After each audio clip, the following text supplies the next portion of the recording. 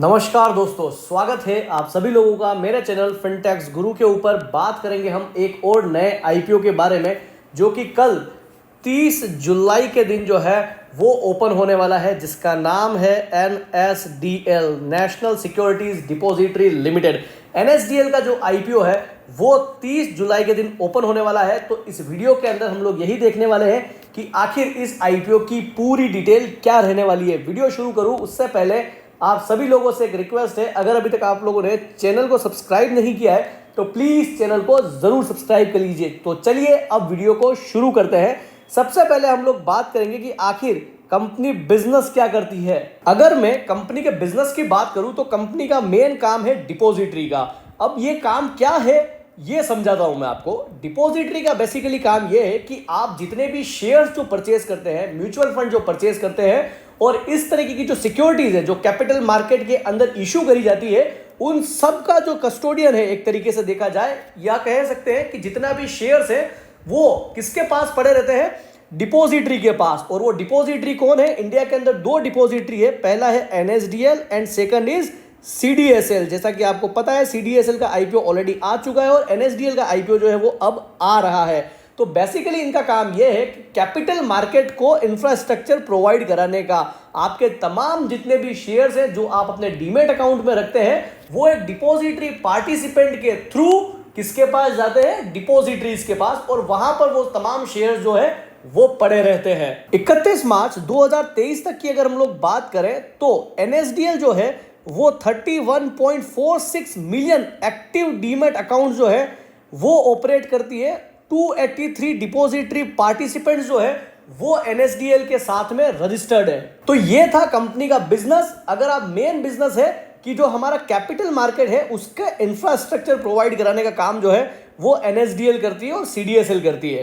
अब हम लोग बात करते हैं इशू साइज के बारे में और प्राइस बैंड के बारे में। अगर मैं इशू साइज की बात करूं तो टोटल 4011 करोड़ का जो है वो कंपनी इशू लेकर के आ रही है, जिसमें 100% जो है वो ऑफर फॉर सेल है। मतलब कि जो एग्जिस्टिंग इन्वेस्टर है वो अपना स्टेक जो है वो इस कंपनी के अंदर से बेच रहे हैं। जी हाँ दोस्तों, पूरा का पूरा OFS है, कुछ भी पैसा जो है वो NSDL के पास नहीं जाने वाला है। अगर मैं प्राइस बैंड की बात करूं तो 670 से 800 के बीच का जो है वो प्राइस बैंड रखा गया है। कंपनी के जो शेयर की फेस वैल्यू है वो ₹2 रहने वाली है। कंपनी जो है वो सिर्फ BSE के ऊपर लिस्ट होने वाली है। अब आप सोचोगे कि यार हर छोटी कंपनी जो है वो BSE और NSE दोनों के ऊपर लिस्ट होती है, लेकिन जो कंपनी इतनी बड़ी है वो आखिर सिर्फ BSE के ऊपर ही क्यों लिस्ट हो रही है? तो इसका रीजन मैं अभी आने वाले समय आगे वीडियो में बताने वाला हूं। अगर मैं कोटा की बात करूं तो रिटेल कोटा रहने वाला है 35% का, QIB कोटा रहने वाला है 50% का, और NII कोटा जो है वो रहने वाला है 15% का। नेक्स्ट अगर मैं बात करूं कि आखिर इस OFS के अंदर कौन अपना माल बेच रहा है और कौन इन्वेस्टर जो है वो एग्जिट ले रहा है, इस OFS के अंदर लगभग 5 करोड़ 72 लाख शेयर जो है वो बिकने वाले हैं। जो कि कौन बेचेगा? जो कंपनी के जो एग्जिस्टिंग इन्वेस्टर है, जिसके अंदर IDBI bank, NSE, state bank of India, HDFC bank, union bank जो है वो अपना जो स्टेक है वो इसके अंदर से बेचने वाले हैं। और ये कंपनी BSE पे इसीलिए लिस्ट हो रही है क्योंकि इसके अंदर NSE का भी स्टेक है।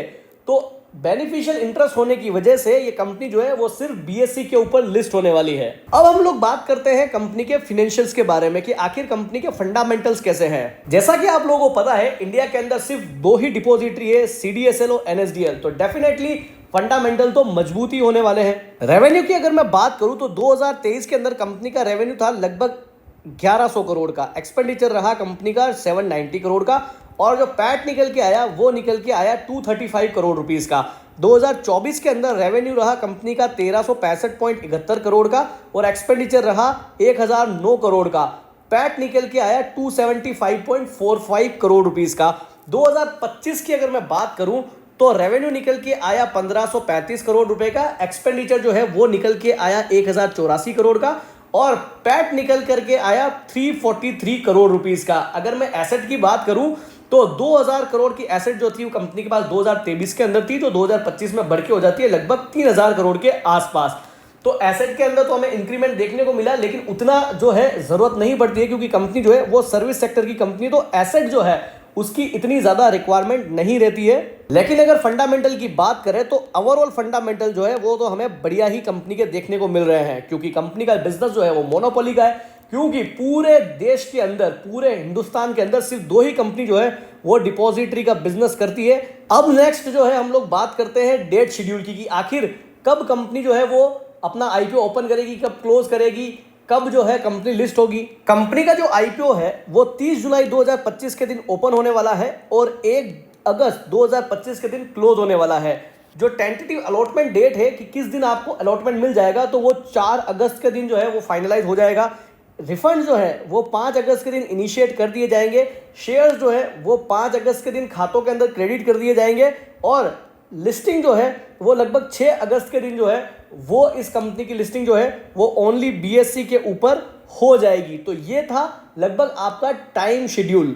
नेक्स्ट हम लोग बात करते हैं कि आपको एक लॉट अप्लाई करने के लिए और लॉट अप्लाई करने के लिए कितने पैसों की नीड पड़ने वाली है। अगर आप रिटेल कोटा में अप्लाई करते हैं तो उसके लिए आपको एक लॉट के लिए 14,400 रुपए की नीड पड़ने वाली है और रिटेल के अंदर मैक्सिमम आप 13 लॉट जो है अप्लाई कर सकते हैं, जिसके लिए मिनिमम आपको 1,87,200 रुपए की नीड पड़ने वाली है। स्मॉल एचएनआई के अंदर अगर अप्लाई करना चाहते हो मिनिमम आपको 14 लॉट अप्लाई करने होंगे, जिसके लिए आपको 2,01,600 रुपए की नीड पड़ने वाली है। और अगर आप बिग एचएनआई के अंदर अप्लाई करना चाहते हैं तो आपको 68 लॉट अप्लाई करने होंगे मिनिमम, जिसके लिए आपको 10,08,000 रुपए की नीड पड़ने वाली है। तो ये था एनएसडीएल के आईपीओ का रिव्यू। अगर आप लोगों को वीडियो इन्फॉर्मेटिव लगी हो तो वीडियो को जरूर लाइक करें, चैनल को जरूर सब्सक्राइब करें, साथ ही कमेंट बॉक्स के अंदर लिख करके बताएं कि क्या आप लोग एनएसडीएल का आईपीओ अप्लाई करने वाले हैं या नहीं करने वाले। साथ ही एक डिस्क्लोजर रहेगा दोस्तों, हम लोग जो है वो सेबी रजिस्टर्ड आईएआरए नहीं है। किसी भी तरह का निवेश करने से पहले अपने फाइनेंशियल एडवाइजर की राय जरूर ले, साथ ही अपने विवेक का इस्तेमाल जरूर करें। Thank you.